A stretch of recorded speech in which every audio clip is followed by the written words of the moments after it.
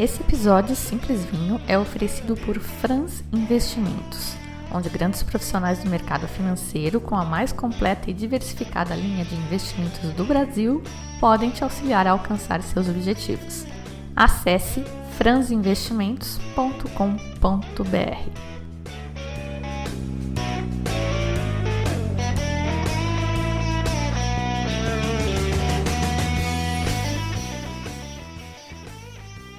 Olá, bem-vindos ao Simples Vinho, onde a gente desfruta toda a complexidade do vinho de forma simples, quase um bate-papo. Piemonte, terra de dois dos grandes Bs da Itália. Tem mais, com B, sem B, no Piemonte mesmo ou espalhado por esse país que é o maior produtor de vinho do mundo. Às vezes a França passa na frente, mas no momento é a Itália mesmo. Os Bs italianos são vinhos famosos e, consequentemente, caros, mas quanto mais a gente conhece, mais jeitinhos a gente vai achando aí para maximizar a felicidade e minimizar o desembolso. No programa de hoje, a gente vai focar nos dois grandes Bs do Piemonte, Barolo e Barbaresco. Bora lá! O Piemonte também tem BBB, tá na moda. O BBB do Piemonte, para quem nunca viu, são 3 grandes vinhos: Barolo, Barbaresco e Barbera. Não é bom, bonito e barato, nem Big Brother Brasil. Barolo, Barbaresco e Barbera são 3 vinhos tintos do Piemonte, no noroeste italiano. Se você lembrar, o mapa da Itália tem a forma de uma bota, mas o topo dele é meio aberto, tipo uma bota de cano alto, né, com salto e com um guarda-chuva por cima.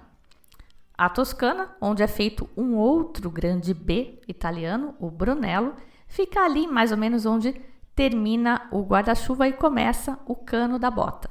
Um pouco mais para baixo e para a esquerda, na verdade, mais perto da costa. Aí, se você seguir pela costa oeste, na direção norte, vem a Ligúria, onde está a região de Cinque Terre, tipo uma costa amalfitana do norte, linda, linda, linda. Recomendo muito a viagem para lá, quando deixarem. E seguindo pelo litoral, já nessa parte que eu chamei de um guarda-chuva aberto em cima da bota, você vai ter Gênova, uma cidade portuária importante. E continuando, você vai contornar todo esse litoral, você vai chegar na França, na Provence, na Côte d'Azur, mas não sem antes passar por Monaco. Sentiu o drama do lugar, né? É um lugar feio, horrível, ninguém quer ir para lá nunca. Bom, o Piemonte fica aí, nesse pedacinho da Itália, um pouco longe da costa, entre a Ligúria, que é essa faixa litorânea, a França a oeste e a Suíça ao norte. A região é circundada por montanhas em 3 lados, formando tipo um C e marcando a fronteira com a França e a Suíça. São os Alpes. Quem tiver a aspiração de subir no Mont Blanc já pode aproveitar um passeiozinho pela terra do Barolo e fazer uma escalada. Marcando a borda com a Ligúria ao sul, protegendo da influência do mar, a gente tem a cadeia dos Apeninos, que vai rumo ao centro da Itália para o sul. A maior cidade ali é Turim, que já foi, nos idos, a capital da Itália. É chique até hoje.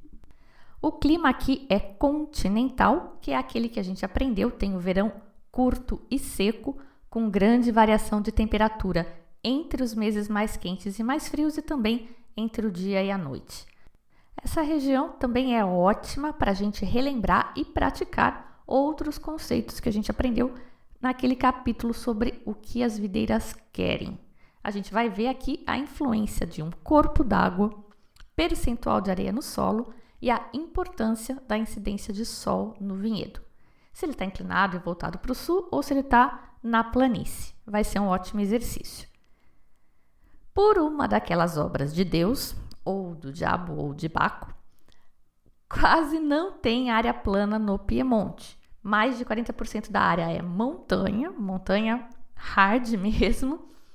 Pensa que o Piemonte significa ao pé do monte, né? E o monte em questão aqui é nada mais, nada menos que os Alpes. Uns 30% da do restante da área é ondulada e só 26% é planície.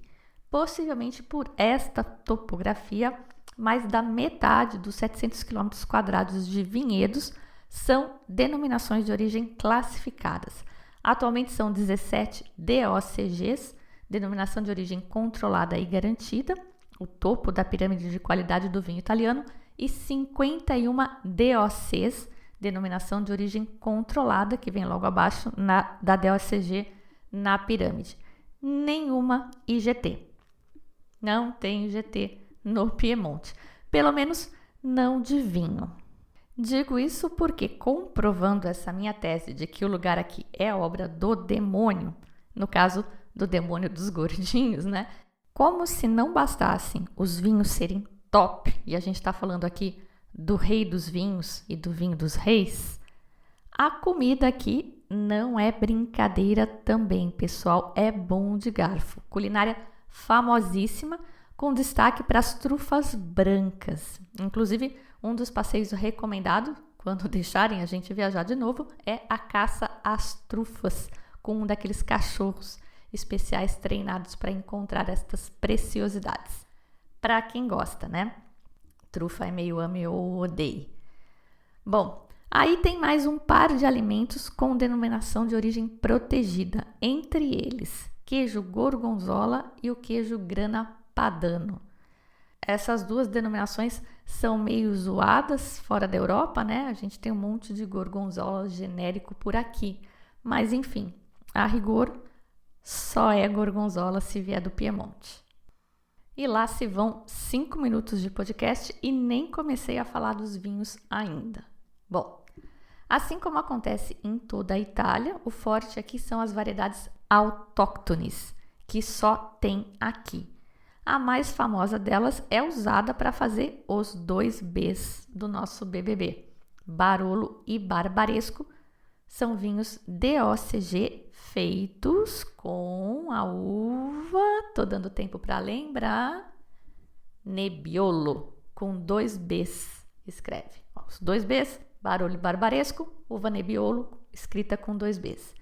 É uma uva de grão pequeno, casca fina e chatinha, estilo Pinot Noir. Aliás, vários são os pontos de intersecção entre a Nebbiolo e a Pinot Noir. A videira brota cedo, amadurece tarde, é a última a ser colhida e fica mais tempo, portanto, exposta aos riscos de produção que a gente já sabe. Eu costumo brincar que Nebbiolo parece Pinot Noir. O vinho é pálido, de cor clarinha, mas o coice é de taná, porque os taninos são firmes, são bem presentes, é bem tânico. Vai ser mais ou menos firme, dependendo aí do terroir e do produtor, mas são muito mais marcados que um Pinot Noir. Uma outra diferença importante com a Pinot é a graduação alcoólica, que nos vinhos da Nebbiolo costuma ser alto, pelo menos 13%, chegando fácil em 15%. O vinho tem, portanto, bastante corpo e uma característica é que a cor degrada muito rápido, ele costuma alaranjar muito rápido. Sabe aquela cor de vinho envelhecido, né? Meio cor de tijolo. Isso é porque as antocianas, que são os polifenóis responsáveis pela cor, são instáveis, no caso dessa variedade, e deterioram com mais facilidade. Barolo e Barbaresco, então, são 2 DOCGs do Piemonte, 100% Nebbiolo. São iguais? Teoricamente, sim, mas na prática tem o danado do terroir para fazer a diferença. E é diferença de livro-texto, é bem legal, teoria aplicada na veia, presta atenção. Ali na região do Piemonte, então, ela é subdividida em províncias. Tem as cidades, as comunas, não me peçam para explicar a diferença de cidade e comuna. Eu vou usar os termos que eu encontro na literatura. Muito bem. Na província de Cuneo, no sul do Piemonte, tem uma cidade chamada Alba.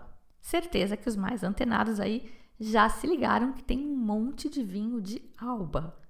Dolcetto d'Alba, Barbera d'Alba, Nebbiolo d'Alba. São todas denominações de origem dessa região, perto da cidade de Alba, que é meio ao redor de onde está tudo. Barolo e Barbaresco estão ao redor de Alba também. Então vamos lá. Tem uma comuna chamada Barolo, onde os caras plantam Nebbiolo e produzem o vinho Barolo DOCG. Como sempre, a região demarcada em si, onde se produz o Barolo, não corresponde exatamente à vila chamada Barolo. Ela fica ao sul de Alba. Uma outra comuna, ao norte de Alba, também planta Nebbiolo e produz um vinho chamado Barbaresco DOCG. Ambos são 100% Nebbiolo. Em termos de aromas e complexidade, são parecidos, profundos, com aromas de rosas. Rosa é um descritor citado frequentemente para falar do Barolo e do Barbaresco. Cereja azeda, sabe aquela fruta vermelha, mais verdinha, silvestre, não tão madura, e couro. Especiarias também. E a grande diferença dos dois é a pegada de taninos do vinho. O Barolo é mais punk e o Barbaresco é mais sutil, mais delicado. Se dizia, naquela época em que o politicamente incorreto era permitido, que o Barolo era o vinho dos reis e o Barbaresco era o vinho das rainhas. Em termos de regras de produção, as principais diferenças são com relação ao envelhecimento.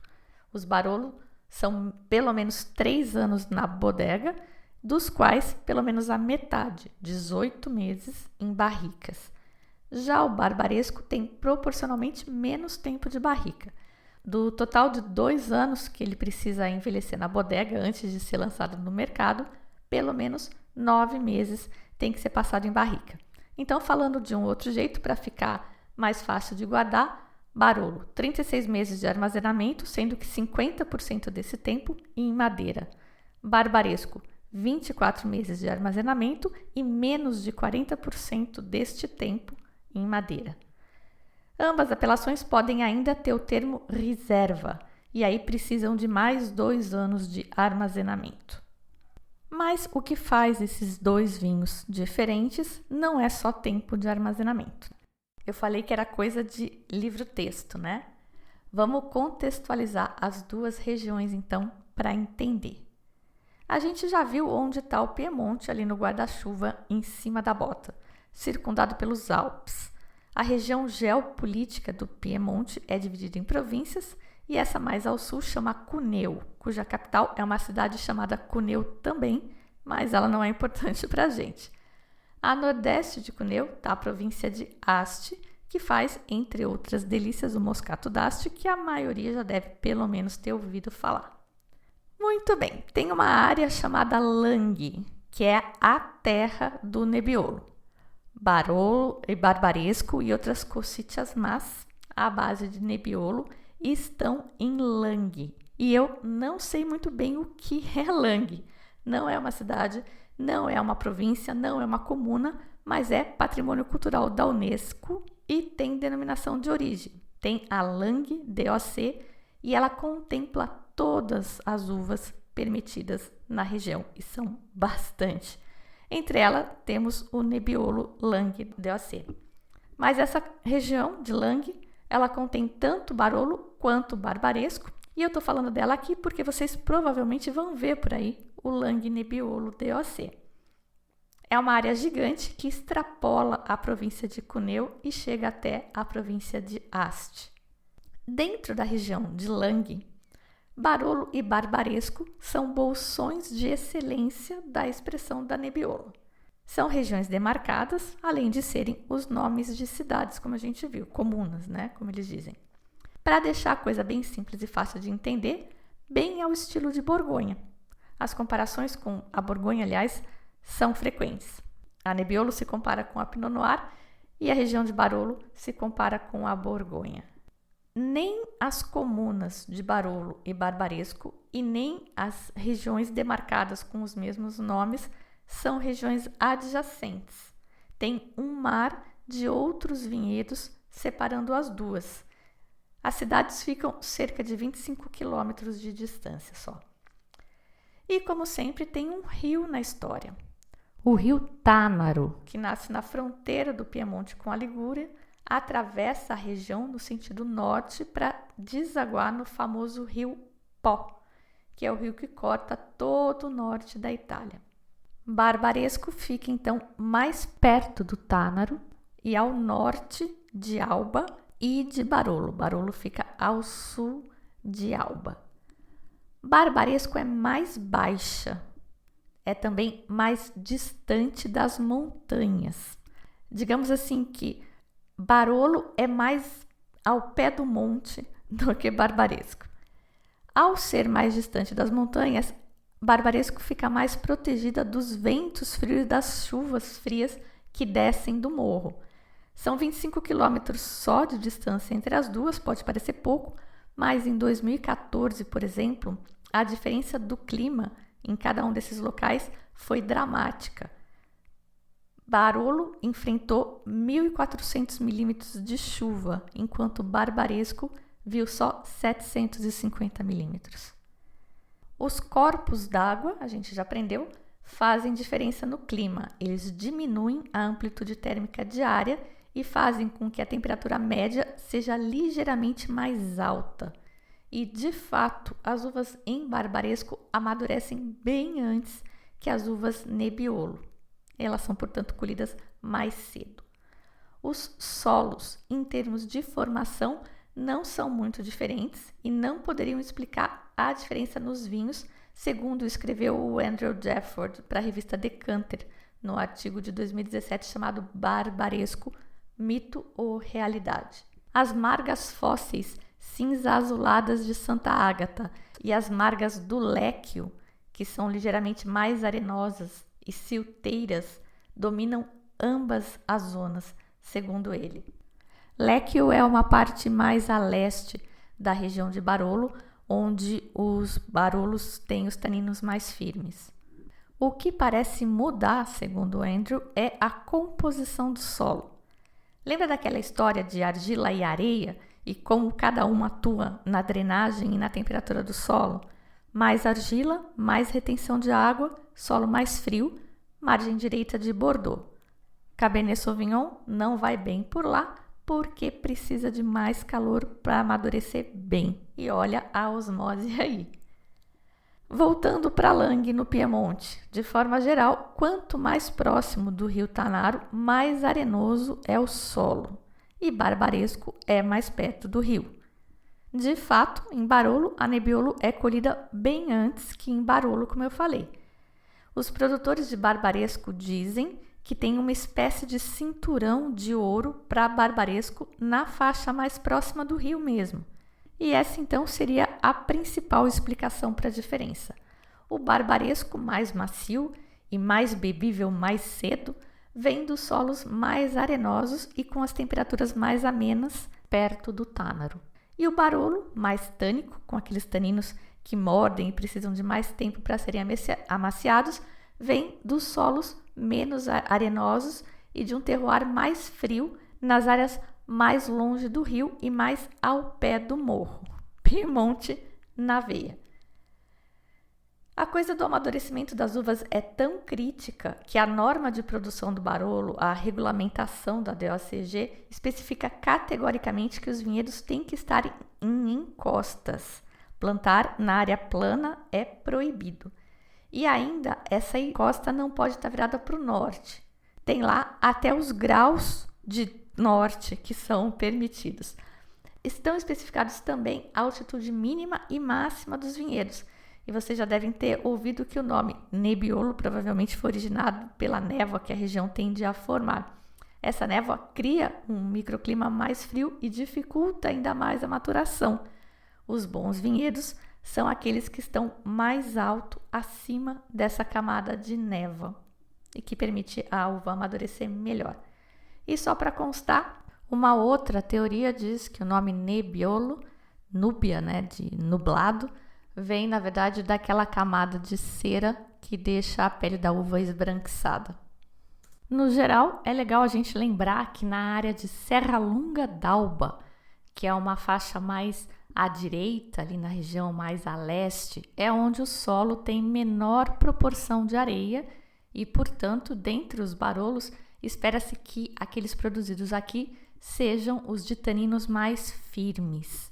Da mesma forma, a vila da região do Barolo mais próxima do rio fica em Verduno, e os barolos daqui têm a fama de ser os mais parecidos com o barbaresco, não à toa, né? Então, a primeira grande dica é essa: não tente ficar decorando os nomes das regiões, a menos que você esteja fazendo um pós-doutorado em Barolo. Olha no mapa onde fica cada produtor e vai dar para ter uma boa ideia do tipo do vinho que você vai pegar. Mas se tá fácil, tá errado, né? Lembra da história da Guerra dos Barolos? Acho que eu falei dessa história quando eu comentei sobre os super toscanos. Vamos voltar um pouquinho no tempo, só um pouquinho, para eu contar essa história toda. O Barolo é produzido desde o século XII, mas era produzido naquelas, né? Daquele jeito que os caras faziam as coisas naquele tempo. Inclusive, era doce, porque a fermentação não chegava até o final, acredita-se que por causa do frio. Lembra que Nebbiolo demora para amadurecer, acaba sendo colhido na segunda metade do outono, e dali a pouco já vem o inverno, e se não tiver aquecimento, o bicho por lá pega mesmo. Então, por causa do frio, a fermentação parava e sobrava açúcar residual e, eventualmente, você teria borbulhas na garrafa também. Uma segunda fermentação podia acontecer. Foi só em meados do século XVIII que houve um investimento na qualidade, capitaneado pela famosa Marquesa de Barolo e por um nobre político chamado Cavour, que o Barolo passou a ser um vinho seco e seduziu a nobreza local. No final do século, em 1984, surgiu o barbaresco como uma alternativa mais delicada ao Barolo, e já logo depois veio a nossa amiga Filoxera e jogou um balde d'água nessa festa. A vinificação séria por ali só foi retomada após as grandes guerras, e a revolução mesmo veio nos anos 60, quando alguns produtores resolveram fazer o que eles chamam de um vinho mais approachable, que possa ser bebido antes, porque os barolos tradicionais, com seus taninos duros e super extraídos, eram feitos, né, são ainda, os que são feitos nesse estilo, são feitos para serem bebidos 20 anos depois de engarrafados. E aí veio essa turma e passou a usar a barrica francesa, barrica menor, porque tradicionalmente o vinho é feito nos botti italianos, que são aqueles tonéis grandes em que tem pouco contato do vinho com a madeira e também tem menos microoxigenação por volume de vinho. E aí então veio essa turma que passou a usar essas barricas menores e também a fazer vinhos mais leves, menos extraídos. A gente está falando aqui então de uma maceração de 5 dias comparada com uma maceração tradicional de 25 dias. E o vinho acaba também sendo mais frutado e dizem eles, acreditam eles, que ao usar essas barricas menores, os taninos da barrica ajudam a complementar os poucos taninos que são extraídos nessa maceração mais curta. Não sei. Se você lembrar naquele episódio sobre os taninos, os estudos que eu citei lá, eles diziam que pouquíssimo tanino de madeira passou para o vinho. Eles não acharam evidência, pelo menos. Mas tem muita coisa para ser explicada em vinho ainda, né? Enfim, é o que dizem por lá. E quem quiser conhecer melhor essa história, tem um livro e um filme, chama Barolo Boys. A Revolução do Barbaresco começa também após a Segunda Guerra, quando a família Gaia, que escreve com J, Gaja, foi que decidiu se estabelecer ali para justamente elevar o patamar desse vinho, que nasceu na sombra do Barolo, mas hoje em dia já tem o seu mais que merecido lugar ao sol. Eu tô longe de ser expert em Barolo ou Barbaresco. Tomei pouquíssimos vinhos desses na vida. Aliás, só comecei a me entender com os tintos italianos ano passado. A acidez me incomodava um pouco. Acho que, como o pessoal diz por aí, meu paladar não estava pronto. Mas em 2020 tive umas experiências bem boas e tô bem entusiasmada com eles agora. Mas nada que me coloque minimamente em posição de dar palpite.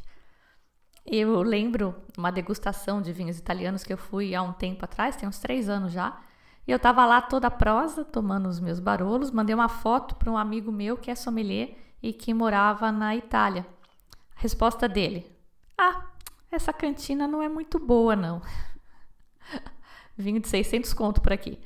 Então, realmente, a coisa pega por lá. Eu vou, então, passar para vocês uma lista com os produtores preferidos do casal que escreve aquele guia Vinho para Leigos, por ordem de preferência deles.